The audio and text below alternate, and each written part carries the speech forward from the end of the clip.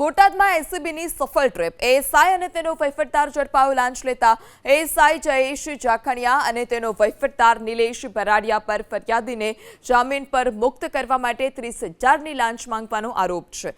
અંતમાં 10,000માં નક્કી થયું હતું। ફરિયાદીએ એસીબીનો સંપર્ક કરતા છટકું ગોઠવવામાં આવ્યું।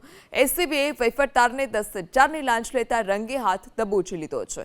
10,000ની લાંચ લીધા બાદ વહીવટદારે એએસઆઈને ફોન કરી રકમ મળી ગયાની જાણ પણ કરી હતી। બોટાદમાં એસીબીની સફળ ટ્રેપ એએસઆઈ અને તેનો વહીવટદાર ઝડપાયો લાંચ લેતા એએસઆઈ જયેશ જાખણિયા અને તેનો વહીવટદાર નિલેશ ભરાડિયા પર ફરિયાદીને જામીન પર મુક્ત કરવા માટે 30,000ની લાંચ માંગવાનો આરોપ છે। અંતમાં 10,000માં નક્કી થયું હતું। ફરિયાદીએ એસીબીનો સંપર્ક કરતા છટકું ગોઠવવામાં આવ્યું। એસીબીએ વહીવટદારને 10,000ની લાંચ લેતા રંગે હાથ દબોચી લીધો છે। 10,000ની લાંચ લીધા બાદ વહીવટદારે એએસઆઈને ફોન કરી રકમ મળી ગયાની જાણ પણ કરી હતી।